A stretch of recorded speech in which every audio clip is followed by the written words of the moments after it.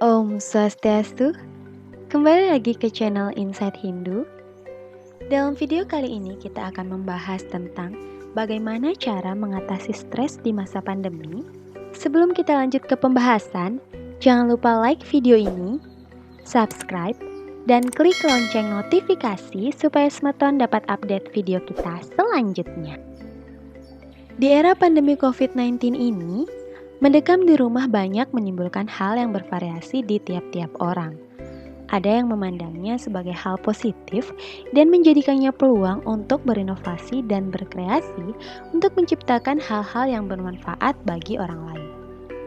Ada pula yang condong ke arah negatif dan menjadikannya stres, bahkan hingga waktu yang lama. Harvard Business Review mengisahkan, hasil penelitian para ilmuwan menemukan secara konsisten bahwa stres kronis atau berkepanjangan membanjiri sistem syaraf kita dengan kortisol dan adrenalin yang mengganggu sistem kognisi dalam otak kita. Seperti kemampuan berkonsentrasi pada pekerjaan, menyimpan informasi, mengingat sesuatu, dan kecepatan mengambil informasi dari otak kita. Hormon kortisol juga berfungsi mengendalikan stres yang dapat dipengaruhi oleh kondisi infeksi cedera, aktivitas berat, serta stres fisik dan emosional. Sedangkan hormon adrenalin adalah hormon yang dihasilkan tubuh saat menghadapi situasi berbahaya atau ketika sedang stres. Dalam jumlah yang seimbang, hormon kortisol maupun adrenalin ini memiliki peran penting untuk menjaga fungsi berbagai organ tubuh. Namun, kekurangan maupun kelebihan hormon tersebut justru bisa membahayakan kesehatan. Singkatnya, stres berkepanjangan meracuni otak kita dan menghambat hormon pertumbuhan seperti dopamin, serotonin, endorfin, dan melatonin. Seseorang yang stres berkepanjangan dapat mengakibatkan kegagalan sel-sel baru untuk menggantikan sel-sel lama yang rusak, sehingga seringkali menimbulkan gejala seperti susahnya tidur, gangguan pencernaan, dan gangguan metabolisme tubuh lain. Sejak zaman dahulu, badan kita cenderung lebih tanggap kepada hal-hal yang negatif untuk waspada. Itulah sebabnya mengapa hal-hal negatif jauh lebih mudah masuk ke otak dibandingkan hal-hal positif. Inilah yang menjadi perhatian bagi kita untuk memasukkan lebih banyak hal-hal positif dibandingkan hal-hal negatif. Bahkan, kalau bisa meniadakan hal-hal negatif untuk masuk ke otak kita.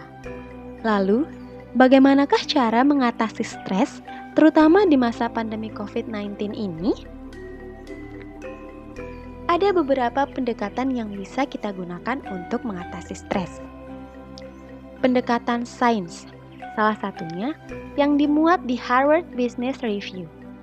Produk universitas ternama di Amerika memperkenalkan metode yang dikenal dengan nama RAIN, singkatan dari Recognition, Acceptance, Investigation, dan Non-Identification. Ringkasnya, metode ini mengajarkan cara mengatasi stres dengan 4 langkah. Pertama, menyadari atau recognition. Ada gejala stres dalam tubuh dan pikiran. Ia bisa muncul dalam bentuk nafas sesak, sulit tidur, bibir kering, dan lain-lain. Dengan penuh kesadaran, catat setiap bentuk perasaan yang muncul. Mengenali gejala-gejala yang timbul pada tubuh fisik, kemudian menelaah apa yang terjadi dalam pikiran kita. Dalam peguat kita disebut ikatan kara, nafsu, amarah, ketidakdamaian. Tubuh yang lelah akan memudahkan stres yang berkepanjangan. Selain itu, overthinking atau berpikir berlebihan suatu hal mengakibatkan stres yang berkepanjangan. Kedua, menerima atau acceptance. Terima dan biarkan gejala-gejala stres itu mengalir dalam diri.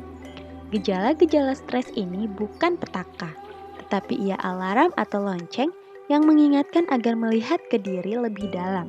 Misalnya, nafas sesak, sulit tidur, jantung berdebar, keringat dingin. Terima mereka apa adanya, jangan ditolak. Gejala ini menjadi petunjuk bahwa ada sesuatu yang mesti diperbaiki dalam diri kita. 3. Menginvestigasi atau investigation. Berikutnya melakukan penyelidikan terhadap gejala-gejala stres tersebut. Peristiwa apa yang terjadi sebelum mengalami gejala stres itu? Dengan mengetahui awal mula terjadinya stres, maka kreativitas lahir untuk mencari solusi. Keempat, melepaskan atau non-identification. Langkah terakhir, memahami bahwa pikiran negatif atau perasaan negatif itu bukan identitas Anda atau non-identification. Mereka datang dan pergi berpola, seperti awan di langit. Awan putih datang, ia pergi. Awan hitam datang, ia pergi juga.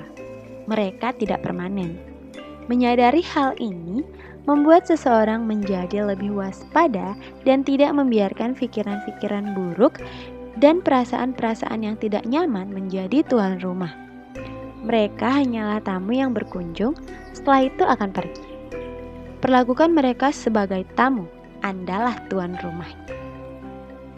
Sri Ravi Shankar, seorang pemimpin spiritual asal India yang juga sekaligus pendiri Art of Living Foundation yang dibentuk pada tahun 1981, yang ditujukan untuk memulihkan stres seseorang, masalah masyarakat, dan kekerasan, mengatakan bahwa stres muncul karena pikiran terus bekerja tiada henti. Orang yang terlalu banyak berpikir sebenarnya pemalas karena sedikit bergerak. Menghabiskan waktunya berpikir sehingga mudah stres. Untuk itu, lakukan sewa atau pelayanan tulus ikhlas dan lakukan niatnya. Untuk itu, energi mesti ditingkatkan. Salah satu teknik yang bisa menaikkan energi dengan cepat adalah melakukan pranayama. Aktivitas yang dilakukan setiap mengawali puja Trisandya. Prana adalah energi kehidupan yang ada di sekitar kita. Seperti ikan berenang di air, kita berenang di lautan energi. Namun, jarang dari kita yang bisa mengaksesnya dengan baik. Untuk itu, perlu melatih diri melakukan pranayama dengan benar. Akan lebih baik lagi bila dilatih sejak dini atau usia muda. Sehingga teknik utama warisan leluhur ini benar-benar kita kuasai. Karena begitu hebatnya teknik ini, tidak heran bila jutaan orang dari berbagai negara di Eropa, Afrika, Australia, Amerika, Asia termasuk Timur Tengah berbondong-bondong belajar dan berlatih pranayama. Guru spiritual Gede Prama mengatakan bahwa mengheningkan pikiran dari kekotoran atau membuat pikiran sepi dari gejolak dunia dapat dilakukan dengan meditasi. Dengan melakukan meditasi secara disiplin, pikiran yang kacau pasti dapat diatasi. Selain itu, dalam Siwa Sutra juga dikatakan bahwa kebijaksanaan tercapai tatkala batin telah sepi. Bhagavad Gita bab 2 sloka 62. Dalam diri seseorang yang senantiasa memikirkan objek-objek pemikat indera, timbullah ketertarikan. Dan ketertarikan pada objek-objek di luar itu. Dari ketertarikan dan keterikatan, timbul keinginan untuk memilikinya. Dan dari keinginan, timbullah amarah, tatkala keinginan tidak terpenuhi. Kemudian diperjelas kembali dalam Bhagavad Gita bab 2 sloka 63, amarah membingungkan, pandangan dan pikiran seseorang menjadi berkabut. Dalam keadaan bingung, terlupakanlah segala nilai-nilai luhur, dan lenyap pula kemampuan untuk memilah antara yang tepat dan yang tidak tepat. Sesuatu yang mulia dan sesuatu yang sekedar menyenangkan. Demikian seseorang tersesatkan oleh ulahnya sendiri.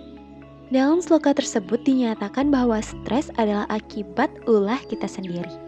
Membiarkan pikiran mengalir ke sana kemari tanpa arah, akhirnya karena tidak terkendalikan pikiran dengan baik, layaknya memori HP, pikiran yang penuh akan mengakibatkan penuhnya kondisi badan. Sehingga energi alam semesta tidak dapat masuk dalam badan kita. Stres pun kita alami. Jika diambil kesimpulan dari sloka di atas, pikiran adalah sumbernya. Dari pikiran timbullah ketertarikan. Dari ketertarikan dan keterikatan timbul keinginan atau nafsu. Dari keinginan timbullah amarah. Dari amarah timbul kebingungan. Dan dari kebingungan tiada bahagia yang akan ditemui. Sekian video ini. Om Santi, Santi, Santi, Om.